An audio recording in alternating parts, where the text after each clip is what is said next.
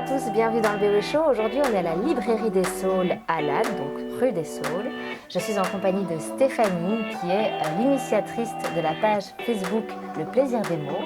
Alors, c'est une grande lectrice. Elle va nous parler un petit peu de sa page. Donc, toi, tu parles de tes coups de cœur, en gros, sur cette page Facebook. C'est bien ça. Je parle des coups de cœur, des livres, et l'idée de la page, donc pour le plaisir des mots, c'est de partager, c'est de parler de ce que j'ai aimé lire avec les autres, et donc vraiment dans le plaisir. Et tu lis de tout, en fait. Voilà. Donc ça part de BD au roman, pour enfants. Enfin, tu vas un petit peu dans tout. J'aime vraiment tous les styles, que ce soit la grande saga, que ce soit le polar bien noir, que ce soit bande dessinée ou roman, même biographie. Je trouve qu'il y a vraiment plein de choses à découvrir dans tous les domaines, donc ça m'intéresse beaucoup.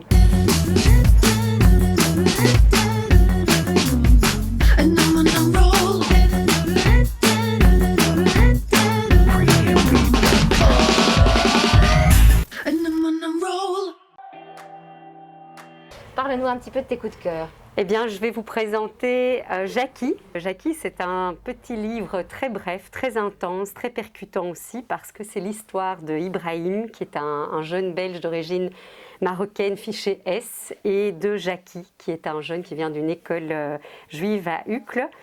Et en fait, tout les sépare, mais tout les rassemble aussi, parce que voilà, malgré leurs différences, ils ont beaucoup de choses qui les rassemblent. C'est un très joli petit livre. On a envie d'y croire. C'est une belle histoire d'amitié, donc je vous le conseille vivement. Merci. Alors, le suivant, donc on est dans les BD, là, il me semble. Alors, je vous présente Les Géants de Lilian Drouin-Lorient aux éditions Glénat. Alors là, vous avez le tome 1, le tome 2, mais il y a au moins 6 tomes qui sont attendus. On est dans de la BD enfant à partir de 8-10 ans. C'est suspense, c'est action, c'est écologie aussi. Et donc, c'est ce qui est vraiment passionnant dans cette bande dessinée, c'est qu'on a un sujet écologique qui est abordé, mais avec vraiment de l'aventure. Vous allez voir, les dessins sont vraiment superbes, avec un petit côté fantastique qui plaît bien aux petits et aux grands. Et alors, la dernière avec laquelle tu nous as fait une petite surprise, La Fée Assassine. Voilà, La Fée Assassine d'Olivier Grenson et Sylvie Roche. Olivier, c'est le dessinateur. Sylvie, c'est la scénariste de la BD. Très belle BD, très gros coup de cœur pour des auteurs du coin, avec une histoire qui démarre un soir. On retrouve Fanny, une des 2 sœurs jumelles, parce qu'elle est jumelle avec Tania, au commissariat. Elle est pleine de sang et voilà, on découvre en fait à rebours toute son histoire. Ah oui. C'est vraiment très beau, c'est rythmé comme une symphonie, ça avance. Voilà, je ne vais pas trop en dire parce qu'il faut la découvrir absolument. D'accord, mais justement, tu es allée à la rencontre des créateurs qui sont lanois, en fait, hein, c'est un couple. Allons-y tout de suite, on va dans l'atelier d'Olivier Grenson et Sylvie Roche. Merci de nous recevoir chez vous, plus particulièrement dans ton atelier. Et donc voilà, moi j'ai eu un très gros coup de cœur pour la bande dessinée que vous avez sortie récemment, La Fée Assassine.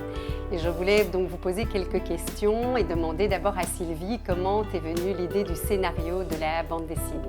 C'est l'histoire de Fanny et Tania, donc des jumelles qui vivent avec leur maman, qui est quelqu'un de pas bienveillant, d'autoritaire, abusif, est-ce qu'on peut le dire jusque-là? Oui, aussi de mélancolique. C'est une personne fort mélancolique qui a raté quelque chose personnellement dans sa vie et qui va faire souffrir les autres parce qu'elle a souffert.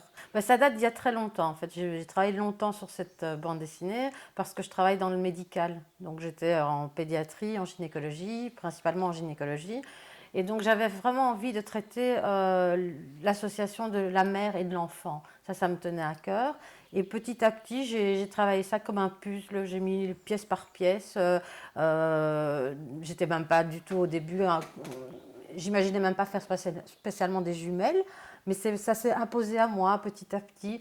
Et puis, tout s'est tricoté comme ça, mais sur la longueur, parce que j'avais pas de deadline, j'avais pas de scénariste. Enfin, si, c'était moi. J'avais pas de dessinateur, j'avais pas d'éditeur. Donc, j'étais pas coincée par le temps. Et comme moi, j'avais un autre métier à côté, je ne me suis pas vraiment inquiétée du temps que ça allait me prendre. D'accord. Alors, le dessinateur, tu l'as trouvé assez vite, voilà. Apparemment. Assez vite, pas spécialement, parce qu'il n'était pas du tout prédestiné à être mon dessinateur, même si je l'avais sous mon toit. Il m'a dit, si tu laisses ça comme ça, un dessinateur va se le réapproprier et tu vas perdre complètement le contrôle de ton histoire. D'accord. Donc il m'a dit, tu devras toi-même découper planche par planche l'histoire, case par case, et on verra bien ce que ça donnera quand tu auras fait ça.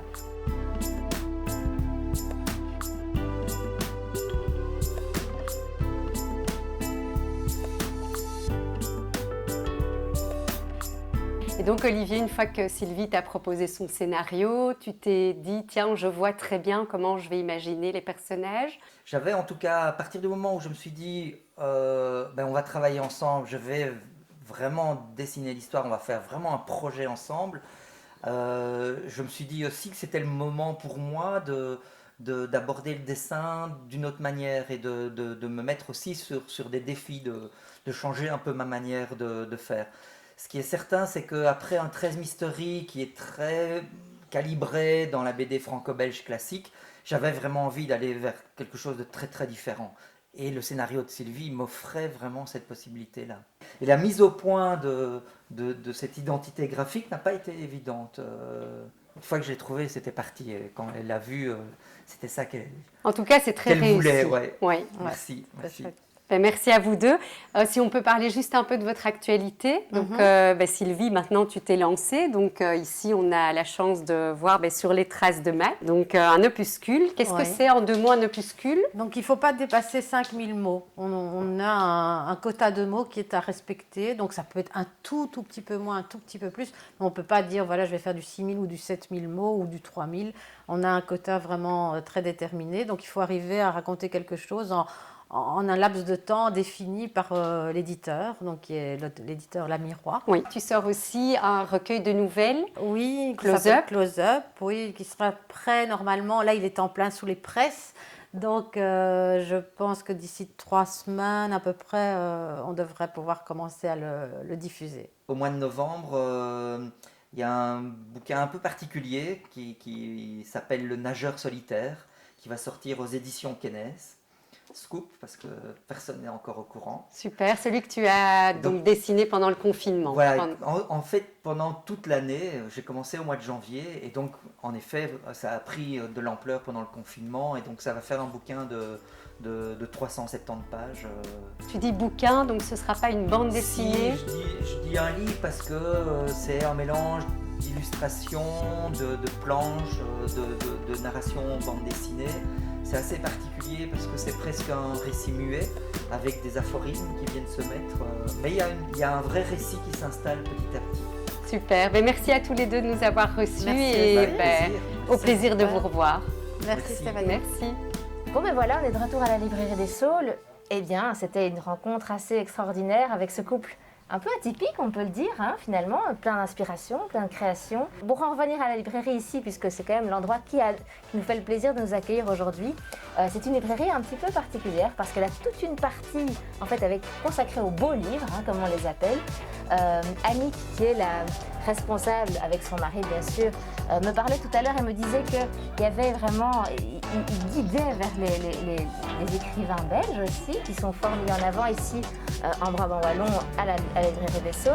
Annick va nous donner son coup de cœur à elle du moment, parce que demain ce sera peut-être un autre, c'est ça que je voulais dire.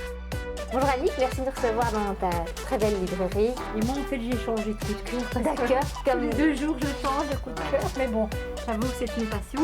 Et donc j'avais envie de, comme on a rencontré Armel Job, c'est une famille qui semble de l'extérieur assez parfaite. Classique, ouais. Et donc en fait, une fois qu'on gratte un peu, il y a aussi un serveur dans un café qui lui voit défiler toute la journée. Et je me dis en fait, ça doit être super intéressant. Donc sa dernière chance, donc de Armel Job, publié par Robert Laffont, voilà, qu'on trouve évidemment à la librairie des Saules, ici à Lannes.